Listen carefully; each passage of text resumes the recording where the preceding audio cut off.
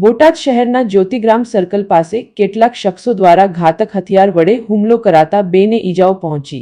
હુમલામાં ફારૂકભાઈ શેખ તેમજ અન્ય એકને ઈજા થતા સારવાર માટે હોસ્પિટલમાં ખસેડેલ, જ્યાં એકને વધુ ગંભીર ઈજાઓ પહોંચી હોવાને લઈને વધુ સારવાર માટે ભાવનગર હોસ્પિટલમાં ખસેડેલ। ઘટનાની જાણ થતાં પોલીસ ઘટના સ્થળે પહોંચી અને તપાસ હાથ ધરી। ફારૂકભાઈ શેખ સહિત અન્ય લોકોએ અસોશલ પ્રવૃત્તિ કરતા લોકો વિરુદ્ધ કલેક્ટરને આવેદનપત્ર આપ્યું હતું, જેની દાઝ રાખીને હુમલો કર્યો હોવાની પ્રાથમિક માહિતી મળી રહી છે।